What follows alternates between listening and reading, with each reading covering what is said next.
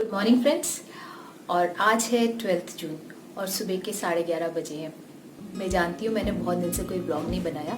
इसका भी एक रीज़न है। यहाँ का टेम्परेचर अभी है 24 डिग्री सेल्सियस और बारिश शुरू हो गई है, मानसून का माहौल है। और इसी में मुझे ना मेरा गला ख़राब हो गया और मुझे लगने लगा कि मुझे वो हो गया है। अब वो क्या हो गया आप सबको पता है। तो मैं बहुत डर गई थी और इसके लिए फिर मैंने ऑनलाइन एक स्टीमर मंगाया। मेरी एक फ्रेंड ने बोला कि अगर आप रेगुलर स्टीमिंग करोगी तो दिस इज़ नथिंग।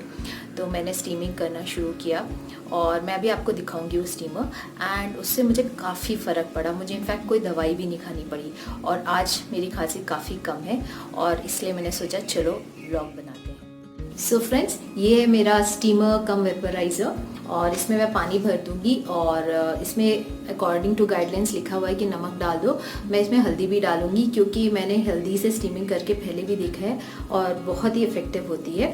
इसके साथ ये अटैचमेंट है जो इसके ऊपर लग जाता है एंड फिर आप अपना चेहरा ऐसे रख के स्टीम ले सकते हैं। और साथ में एक अटैचमेंट है ये वाला जिसमें आप नोज़ के लिए है ये अटैचमेंट कि आप अपने नाक के ऊपर रखिए।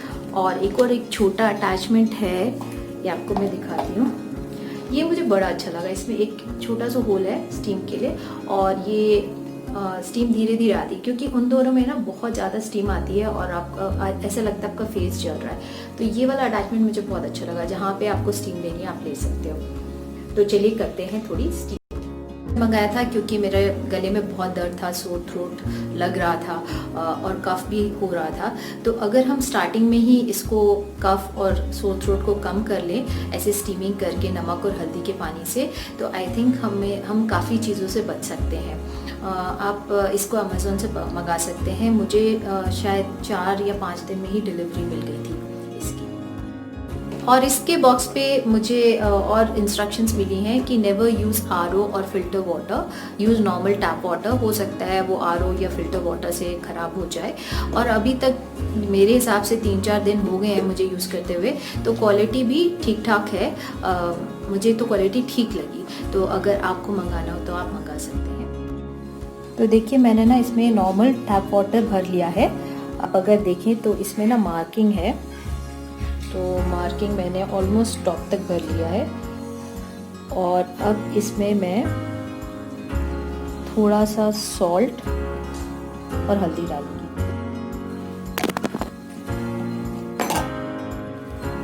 अब मैं इसका जो पोर्शन है, टॉप पोर्शन, इसको लगा दूंगी यहाँ पे। इसी में वायर भी लगी हुई है। और इसके बाद मैं लूँगी ये जो बड़ा वाला है, इसको इसके ऊपर लगा दूंगी and then plug it on and steaming शुरू। बहुत ही हवा चल रही है। अगर मैं बाहर बालकनी में जा रही हूँ तो मैं रिकॉर्ड नहीं कर पा रही हूँ। तो बहुत अच्छा मौसम है और इस अच्छे मौसम में क्या मेरा मन कर रहा है कि गुरुद्वारे का जो कड़ा प्रसाद होता है ना, वो हलवा जो बनता है वो खाने का मन कर रहा है। तो अभी गुरुद्वारे तो नहीं जा सकते। बचपन से ही मैं अपनी नानी के साथ गुरुद्वारे जाया करती थी और वहाँ जाने का मेन रीज़न होता था वहाँ का कड़ा प्रसाद। जो आटे का हलवा होता है ना, उसी को कड़ा प्रसाद बोलते हैं। और वो इतना टेस्टी होता है कि उससे टेस्टी चीज़ मैंने इस दुनिया में नहीं खाई है। तो मुझे लगा अब गुरुद्वारे तो नहीं जा सकते हैं तो चलो घर में ही बनाते हैं कड़ा प्रसाद। तो let's go to the kitchen and try out the kada prasad. तो ये है कड़ा प्रसाद या आटे का हलवा।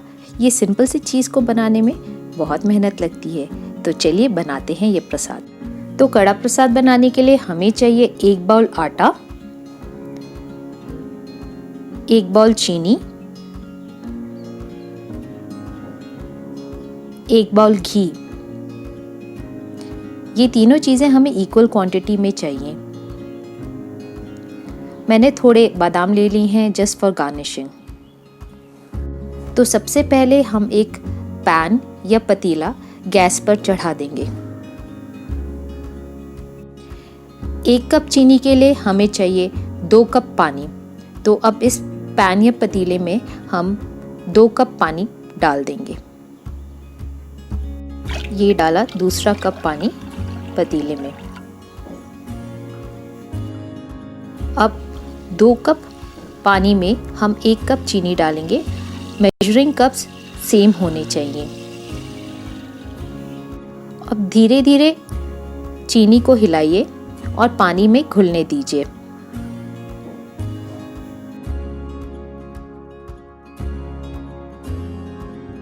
ये देखिए, अब आधे से ज़्यादा चीनी पानी में घुल गई है।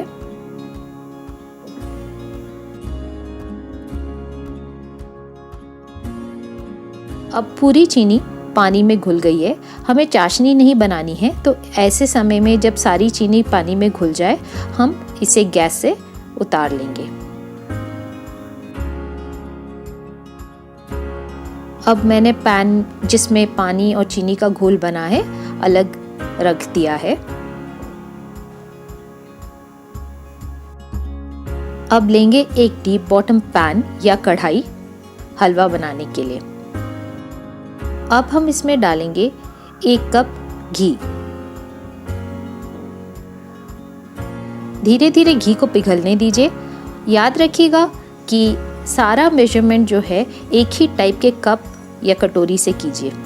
घी के पिघलने के बाद हम धीरे धीरे आटा उस कढ़ाई में डालेंगे। जैसे आप आटा अंदर डाल रहे हैं, याद रखिएगा कि आपका फ्लेम सिम पे हो, ज़्यादा गरम कढ़ाई नहीं चाहिए। अब हम इस आटे को धीरे धीरे घी में मिक्स कर देंगे। आप देख रहे होंगे कि इसमें छोटे छोटे आटे के गोले बने हुए हैं। जैसे जैसे आप हिलाइएगा, ये सारे आटे के गोलों को तोड़ के एक फाइन पेस्ट बनाइएगा। देखिए, अब सारा आटा अच्छे से घी में घुल गया है और एक भी गोला दिखाई नहीं दे रहा है आटे का। अब हम इसे भूनेंगे। सबसे इम्पोर्टेंट चीज़ है कि हमें इसे भूनते रहना होगा और छोड़ना नहीं होगा। पहले पीले रंग, फिर लाइट ब्राउन, फिर डार्क ब्राउन कलर तक इसे भूनिए। अब आप देखेंगे कि येलो से थोड़ा ब्राउन शेड आ गया है और जो आटा है वो बहुत दानेदार हो गया है। अब इसमें हम पानी और चीनी का घोल डालेंगे और जल्दी जल्दी इसे मिक्स करते जाएंगे। जैसे जैसे आप ये मिश्रण डालेंगे, जल्दी जल्दी इसको मिक्स करना है। अब इसको पकाते रहना है। धीरे धीरे आप देखिएगा कि पानी कम होता जा रहा है और हलवा कढ़ाई से अलग होता जा रहा है। धीरे धीरे सारा पानी इवेपोरेट हो गया है और हलवा अपनी कंसिस्टेंसी में आ गया। ये कड़ा प्रसाद बनाते टाइम घी और आटे के भुनने की एक बहुत भीनी भीनी खुशबू आएगी। जैसे ही ये कड़ा प्रसाद रेडी हो जाएगा, मैं इसे सर्विंग बाउल में डाल दूंगी, क्योंकि ये कड़ा प्रसाद या आटे का हलवा गरम गरम खाने में ही मज़ा आता है। तो देखिए, हमारा कड़ा प्रसाद रेडी है। इसमें मैं थोड़े से बादाम काट के डाल रही हूँ, जो ऑप्शनल है। ड्राई फ्रूट्स डालना ऑप्शनल है, क्योंकि जो कड़ा प्रसाद होता है उसमें 3 ही चीज़ें होती हैं: आटा, चीनी और घी।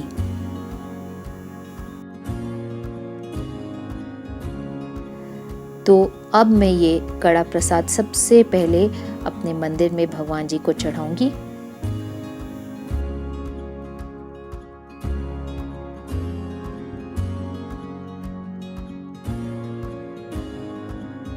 कहते हैं मेहनत का फल मीठा होता है, तो चलिए खाते हैं ये मेहनत से बनाया हुआ कड़ा प्रसाद। And it's yummy. तो चलिए मैं अपना व्लॉग यहीं ख़त्म करती हूँ। Do not forget to subscribe, like and share, and I hope you enjoyed today's recipe.